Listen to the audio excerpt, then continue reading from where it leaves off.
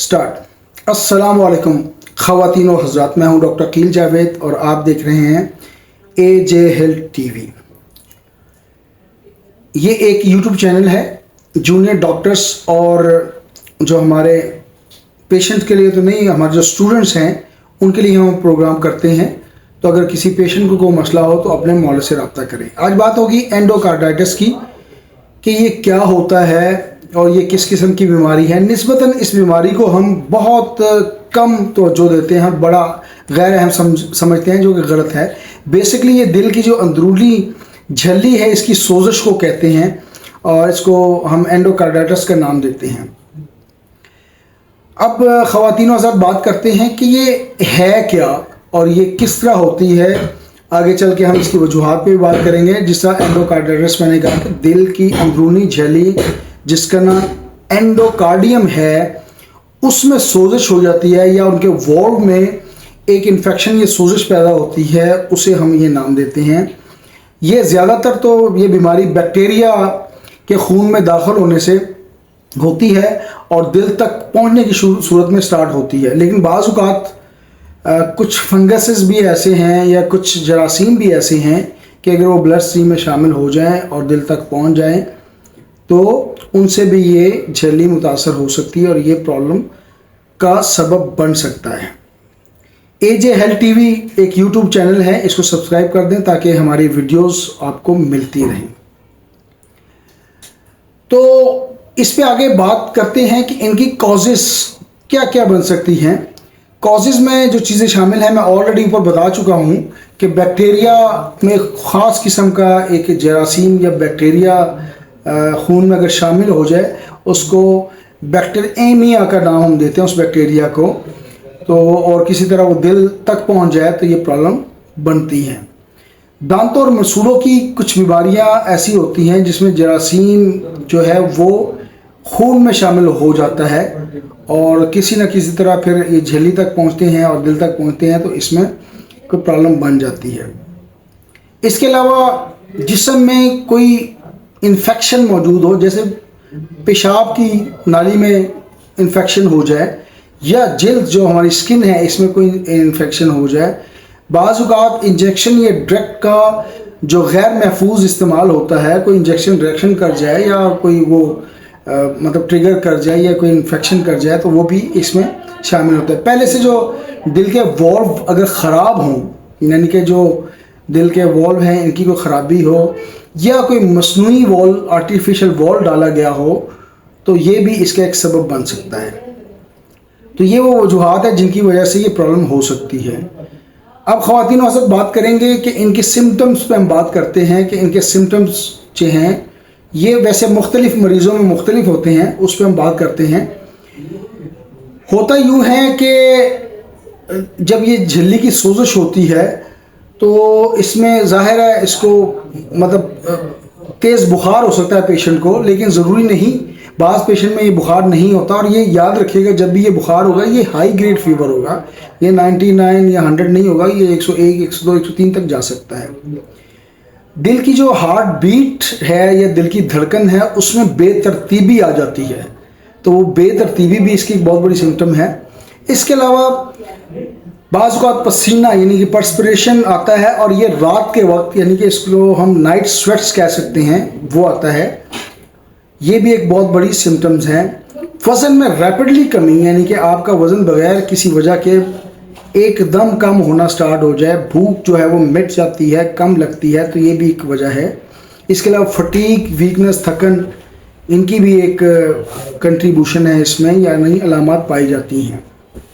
तो जब आप महसूस करें कि आपको वीकनेस हो रही है, फटीग हो रही है, तो ये भी एक सिम्टम हो सकती है। दिल के सूजन या सांस लेने में बाज़ औक़ात प्रॉब्लम होती है, हार्ट फेलियर जैसे सिम्टम्स पैदा होते हैं, पेशेंट को बेचैनी होती है और घुटन सी महसूस होती है, जिल्द पर छोटे छोटे सुर्ख धब्बे, पैचेस इसको हम कह सकते हैं या पिचाइस का इसको हम नाम देते हैं, तो ये पैदा हो सकती हैं।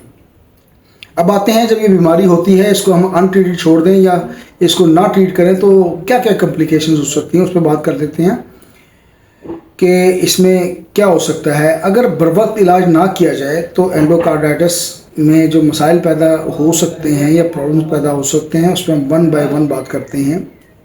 ظاہر ہے دل کا معاملہ ہے, دل کے والز کو مستقل نقصان پہنچ سکتا ہے جس کو ہم والو ڈسٹرکشن کا نام دیتے ہیں.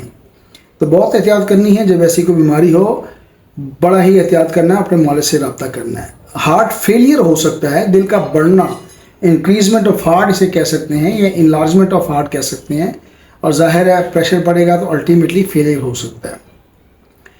گردوں یا دماغ میں خون کے لوتھڑے, ایمبولزم جسے ہم کہتے ہیں, وہ بن سکتے ہیں.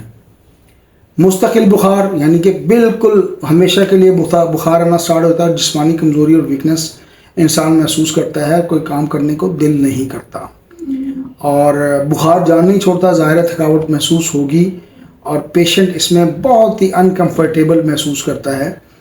تو اس کا علاج کروانا بہت بہتر ہے اور بر وقت علاج کروانا چاہیے. اب ہمیں کیا کرنا ہے, ہم پریکاشنز پہ بات کریں گے. کچھ باتیں میں آپ سے کروں گا, ان پہ نہایت عمل ضروری ہے. پریکاشنز کو بڑے احتیاط سے آپ نے سننا ہے. دانتوں اور مسولوں کو آپ نے اس کی صفائی کا خاص خیال رکھنا ہے, انفیکشن نہیں ہونے دینا.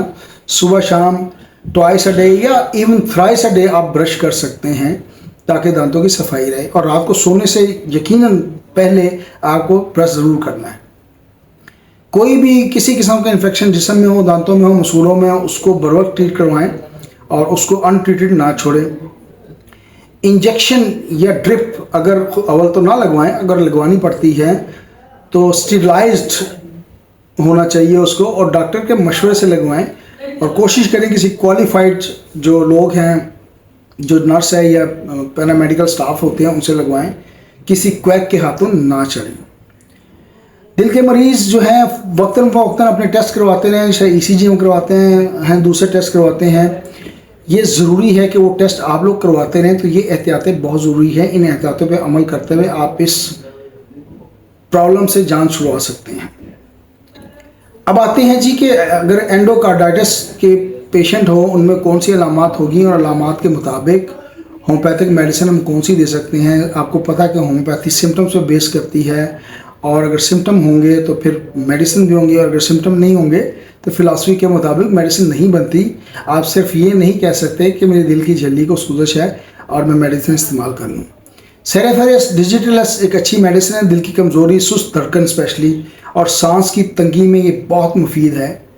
یہ 30 میں اچھا کام کرتی ہے, اس کو 30 میں استعمال کروائیے انشاءاللہ تعالیٰ. اچھا, اس کا علاج ذرا لمبا چلے گا, 2-3 ماہ کے لیے آپ کو میڈیسن لینی پڑے گی. اسپائجیلیا 30 میں اچھا کام کرتی ہیں. دل میں اگر چبھنے کا احساس ہو, یعنی کہ چبھنے والا درد ہو, اور بائیں طرف یعنی کہ لیفٹ رائٹ درد کی شدت ہو, تو آپ اس کو استعمال کروا سکتے ہیں. کیکٹس اچھی میڈیسن ہے. دل میں جکڑن کا احساس ہو, ایسے لگے جیسے دل کو کسی شکنجے میں جکڑ دیا گیا ہے, گھٹن کا احساس ہو, تو کیکٹس کو ہمیشہ یاد رکھیں. اچھی میڈیسن ہے, لیکن شرط یہ ہے کہ دل میں جکڑن کا احساس موجود ہو. آرسینک البم شدید کمزوری, پریشانی, انگزائٹی, ڈپریشن اگر ہو, اور رات کے وقت ہو, اور بے چینی ظاہر اس میں شامل ہے, تو 30 میں اچھا کام کرتی ہے. اس کے علاوہ سانپ کے زہر سے ایک میڈیسن بنتی ہے جس کو ہم لیکسس کہتے ہیں. خون کی نالی اور والز کی بیماریوں میں خاص طور پر فائدہ مند دیتی ہے. جیسے ہی خون کا کوئی مسئلہ ہو, بیماری یا والز کا مسئلہ ہو, تو یہ لیکسس کو ہمیشہ یاد رکھیں. جیسے کہ میں بتا چکا ہوں, ذرا علاج لمبا چلتا ہے, اور یہ میڈیسن آپ استعمال کروائیں, 2 سے 3 ماہ کروائیں.